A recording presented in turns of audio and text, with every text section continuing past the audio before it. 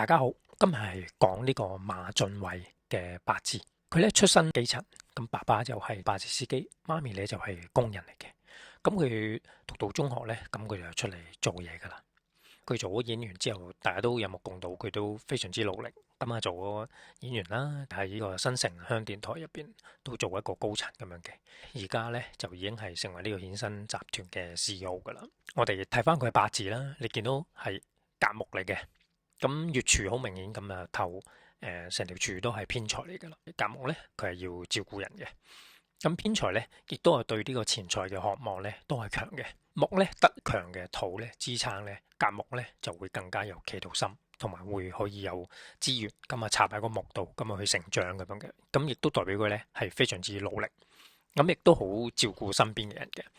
咁大家喺新聞度其實你都可以睇到，就係佢阿妹就生癌，咁亦都令到佢咧對呢個中醫有興趣，就去學呢個中醫咁樣嘅。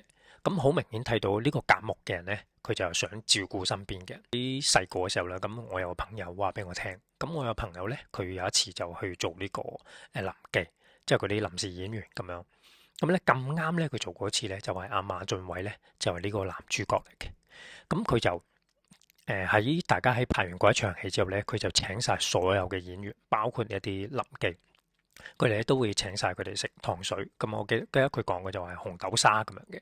希望你訂閱我嘅頻道，分享俾朋友，等多啲人知道玄學嘅知識啦。睇到佢一個甲木再透偏財嘅呢，佢就會有咁樣嘅一個作風，即係會照顧大家啊，同埋亦都唔吝嗇一啲錢財，會即係都有佢有一個資源呢，佢都會分享俾大家咁樣嘅。